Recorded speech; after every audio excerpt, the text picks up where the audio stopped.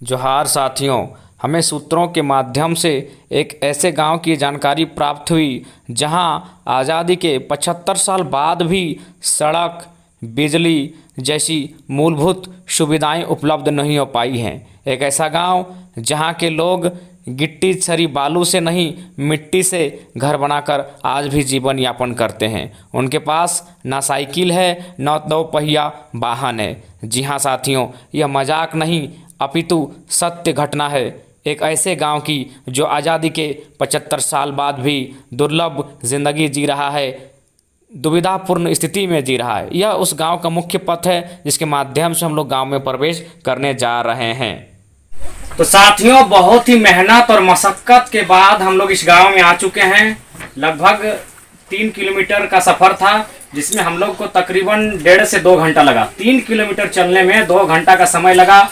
दुर्गम पहाड़ियों को पार करते हुए हम लोग इस गांव में आ चुके हैं।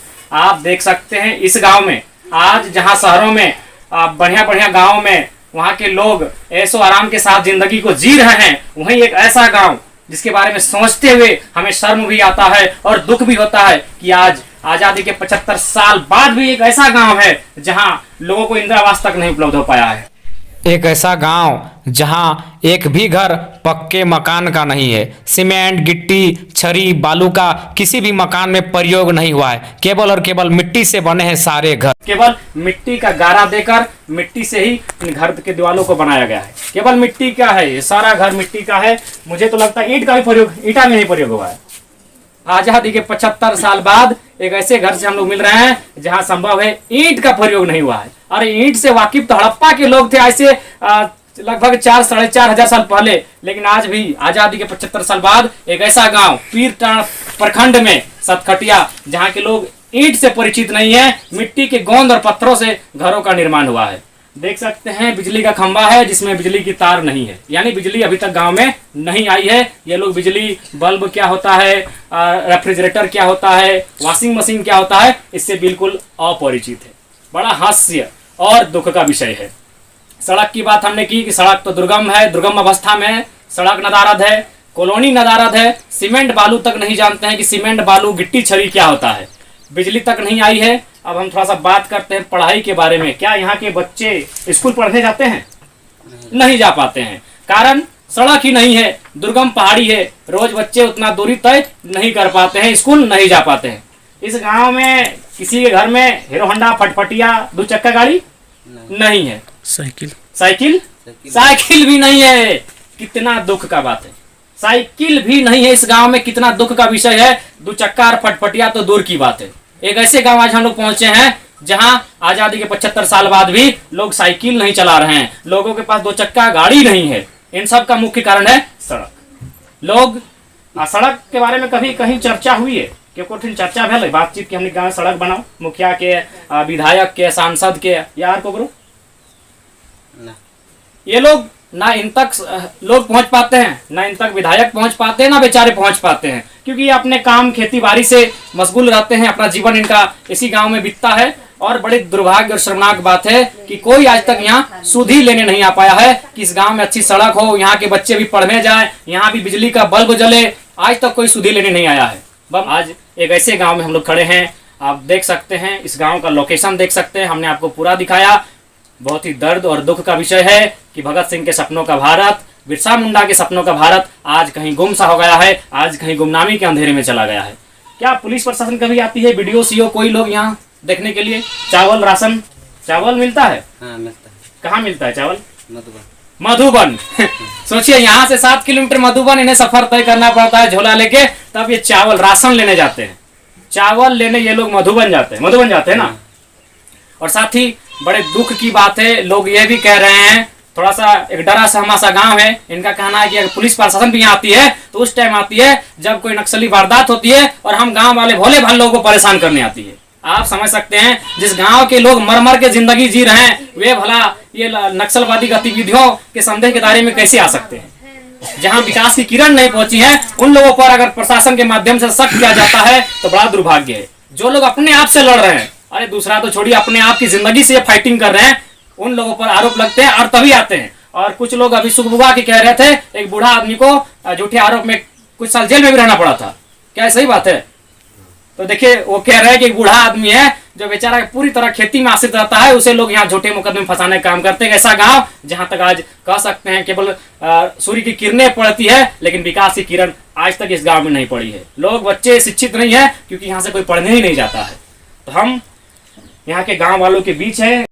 एक ऐसा गांव जहां सूरज की किरण तो पड़ती है पर विकास की किरण कोसों दूर है। लोग बेबसी और डर के साये में आज सालों से जी रहे हैं। इन्हें उम्मीद है एक ऐसे किरण की जो इनकी ज़िंदगी में आए और इनकी ज़िंदगी को बदलने का काम करे। नहीं है ये सब माटी घर, सब माटी घर, ईटा के भी घर नहीं बनल हो यहाँ। कोई सुविधा नहीं, कोई सामान्य सुविधा नहीं, ना मुखिया के माध्यम से ना विधायक पहुंचले, ना सरपंच पहुंचले, ना सांसद पहुंचले। और एक बात, शहर में और जो बढ़िया संपन्न गांव है वहां के बच्चे किताबों में पढ़ते होंगे कि हम लोग लालटेन में, उनके पूर्वज लालटेन में पढ़ाई करते थे। यहाँ शायद आज भी लालटेन में बच्चे जीवन यापन कर रहे हैं। आज जो लालटेन जल हो ना, लालटेन भी कहीं कहीं डिबरी जल रहा है। लालटेन चलता है, लालटेन से ही इनका जीवन यापन आज भी हो रहा है। डिबरी आज भी इस गाँव में जल रही है, जिसके बारे में हम लोग कहानियों में पढ़ते थे। तो बल्ब और CFL रेफ्रिजरेटर, इन्वर्टर क्या है, इनके जीवन से कोसों दूर है। आज हम लोग इस गांव में पहुंचे हैं। इस गांव का नाम है सात खटिया। ये लोग बहुत दूरी तय करते हैं तब जाके बाजार तक पहुंचते हैं।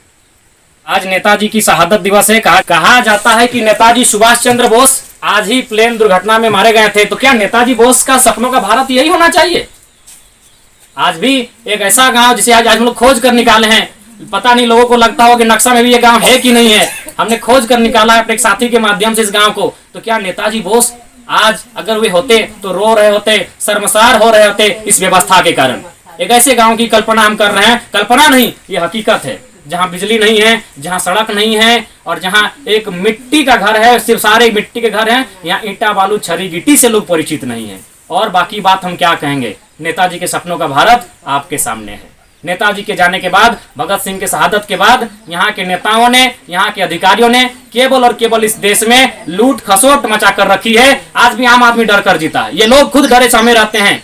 और क्या इनका कहना है कि जब भी प्रशासन के माध्यम से कोई लोग आते हैं तो हमें डर लगता है कि कहीं ये हम पे झूठा आरोप ना लगाएं। अगर विकास की बात करने कहें तो कोई नहीं आता है। विकास के काम को लेकर यहाँ कोई नहीं आता है। ना कोई अच्छी सड़क की बात करने आता है, ना बिजली की बात करने आता है, ना इनके मकान को पक्के करने की बात आता है। ये छत जिन चीजों से बनता है, छत, ईंट चाहिए, बालू चाहिए, सीमेंट चाहिए, छरी चाहिए, इनसे ये परिचित ही नहीं है कि छर्री क्या है, सीमेंट क्या है। इस गांव में एक मुट्ठा सीमेंट का प्रयोग नहीं हुआ है, ना एक मुट्ठी बालू का प्रयोग हुआ है।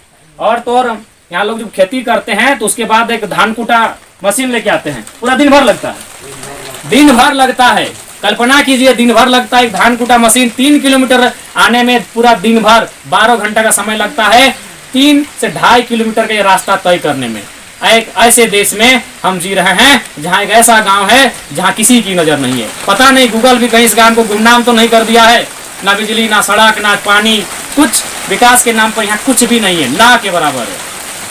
तो साथियों, हम वीडियो देखने वालों से यही आग्रह करेंगे, कम से कम इस वीडियो को इतना शेयर करें, इतना फॉरवर्ड करें। हम लोग दौरा करने के लिए आए थे तो पता चला कि एक ऐसा गांव है जहां सुख सुविधाओं से आज भी वंचित, दर दर की ठोकरें खाता हुआ यह गांव जी रहा है। तो हमारा मकसद है इस गांव को हाईलाइट करना। यह गांव तीर्थाड़ अति दुर्गम पहाड़ियों के बीच, और साथ ही साथ कहा जाता है कि फॉरेस्टर का मामला है। अरे भाई, तो इतिहास है भारत का कि फॉरेस्ट वन कानून बनने के बाद जितना वनों की कटाई हुई ना, उससे पहले भी वनों की उतनी कटाई नहीं हुई थी। ये आज़ादी से पहले का गांव है। इसमें फॉरेस्ट का क्या मतलब है? फॉरेस्ट तो आज़ाद होने के बाद फॉरेस्ट कानून बने। ये आज़ादी से पहले से गांव है, बहुत दिन से नहीं गांव। ऐसा तो नहीं कि 10-20 साल का है, 50 साल सावन आज़ाद अंग्रेजों के टाइम से गाँव है। लोग कह रहे हैं ये अंग्रेजों के टाइम से ये गाँव है, तो फिर फॉरेस्ट वन कानून का क्या आवश्यकता है? वन कानून किसके लिए? आखिर गाँव मनुष्य के लिए, पशु पक्षियों के लिए? ये तो प्राकृतिक लोग हैं।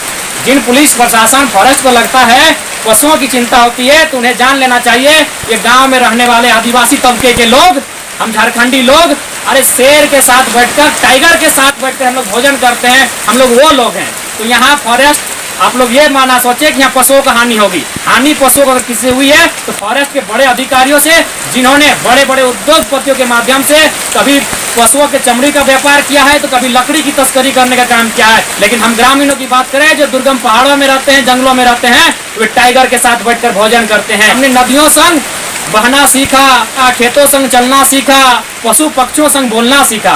हम उस जंगल के लोग हैं जहाँ प्रकृति की अवस्था में जीते हैं, वहीं रहते हैं, खाते हैं, पीते हैं और एक दिन मर जाते हैं। हमने तोहनी के आवाज बना लियो, हमने कोई बड़का अधिकारी नहीं लगियो, ना कोई बड़का मीडिया रिपोर्टर लगियो, अचानक घूरे ला लियो तो पता चल लो ऐसा एगो गाँव हो यहाँ जगह में सुख सुविधा कुछ न हो। तो हमने कहले चाल भाई जब हमने ऐसा करबे करे, आज कहल गया कि आज के डेट में युवा में बहुत ताकत है, सोशल मीडिया बहुत बड़का ताकत ला, तो हमने प्रयास करबे तो हमने आवाज के दूर तक पहुंचाए। तो कुछ कहबी अपन गाँव के बारे में? हमने कई बार वहाँ पर कर ले यहाँ रोड बनवे खातिर, ये अगर परिक हवे तो परेते रहता, कोई हल ना है, कोई सुनवाई ना है। कई बार हमने परिक कर ले, लेकिन ऊपर में कोई कुछ नहीं गले, कुछ नहीं गले। रोड खातिर ना है, बिजलियों खातिर ना है। अपनी चंदा करके हमने थोड़ा बहुत जीपी से कर ले हली, 2000 करके हमने चंदा कर ले लिए, तो अधूरा है कि वो भी खत्म है गया। पद अधिकारी कोई ना आवे है, हमने सरकारी के कोई काम ना है, सरकार के कोई काम यहाँ नहीं पहुँचो, कुछ भी नहीं पहुँचो। तो देख सकते हैं भैया है, दादा है हमारे, इनका कहना है कि इन्होंने जेसीबी के माध्यम से थोड़ा सा नीचे तरफ कटाई किया है, जिसमें गांव वालों ने 2-2 हजार रुपया चंदा कनेक्शन किया है। एक ऐसा गांव जहां के लोग बड़ी मुश्किल से जीवन यापन कर पाते हैं, वहां के लोग 2-2 हजार रुपये चंदा करके थोड़ा सा जेसीबी के माध्यम से अभी नीचे यहाँ से 2 किलोमीटर नीचे पहाड़ का क्षेत्र को काटने का काम किया है। और जेसीबी के ड्राइवर भी हमारे पास है जो खुद वीडियो बना रहे हैं, इसलिए वे बोल नहीं पाएंगे, हम बता दे रहे हैं। वे कह रहे हैं कि हम लोग को पूरा दिन भर लगा था जेसीबी को हाथ से 1 किलोमीटर चढ़ाने में, पूरा दिन भर लगा था। लेकिन इनके साहस का परिचय देंगे कि जेसीबी को जहाँ साइकिल नहीं चढ़ता है, जहाँ गाड़ी 2 चक्का नहीं चढ़ता है, वहाँ जेसीबी को चढ़ा दिया था। गाँव में 2 चक्का तो नहीं खो, रोडे ना खो तो 2 चक्का की रहतो। सुनिए हमारे दादा सामने हैं, गांव में एक भी 2 चक्का नहीं है। क्या आप कल्पना सिर्फ कर सकते हैं कि क्या ऐसा हो सकता है? कल्पना कीजिए, ये कल्पना नहीं, ये रियलिटी है, ये सच्चाई है आज के भारत की, जहां कुछ लोग पैसों में सोते हैं, अपने बेटा की शादी में माला बनाते हैं पैसों का, घर को पैसों से सजा देते हैं, फर्श को पैसों से सजा देते हैं। और उस क्षेत्र में एक ऐसा गांव जहां लोग कह रहे हैं हम 2 चक्का को नहीं देखे हैं। 2 चक्का जहां एक घर में हमको लग रहा है जितना भाई जितना बहन उतना स्कूटी और जितना भाई उतना बुलेट है। एक गांव है जहां इस गांव में एक घर में भी 2 चक्का नहीं है, साइकिल भी नहीं है, साइकिल भी नहीं है मेरे साथियों। दादा कह रहे हैं इस गांव में साइकिल भी नहीं है। कितना दुर्भाग्य, कितना दुख का बात है। तो आपसे निवेदन होगा इस वीडियो को जरूर हाईलाइट करें ताकि एक जगह तक पहुंच पाए। और बार बार यही कहेंगे कि कोई कानून बीच में नहीं आना चाहिए। कानून जनता के लिए बनते हैं, इंसानों के लिए बनते हैं, इसलिए कानून का ऐसा निर्माण होना चाहिए कि लोगों की भलाई हो सके। कानून वहां लागू कीजिए जहां चोर लुटेरे बनों को लूटते हैं, पशुओं की तस्करी करते हैं। ये शुद्ध प्राकृतिक गांव है, यहाँ के लोग बाघों के साथ भोजन करते हैं। तो ये बिल्कुल प्राकृतिक गांव है। और जो प्राकृतिक अवस्था में रहते हैं उन्हें ना शेर का भय है, ना तालाब में मगरमच्छ का भय होता है। धन्यवाद दोस्तों, अब हम वापस पहाड़ी रास्ते से होते हुए नीचे उतर रहे हैं, उस गांव से बाहर निकल रहे हैं। आपसे प्रार्थना है इस वीडियो को इतना फॉरवर्ड करें कि उन बेबस ग्रामीणों की आवाज़ जनप्रतिनिधि और सिस्टम तक पहुंच सके, जिससे उन गांव वालों को संवैधानिक अधिकार प्राप्त हो सके। एक ऐसा गांव जहां बिजली नहीं, सड़क नहीं, ना ही पक्के मकान है। आपसे प्रार्थना है इस वीडियो को शेयर करने में हमारी सहायता करें।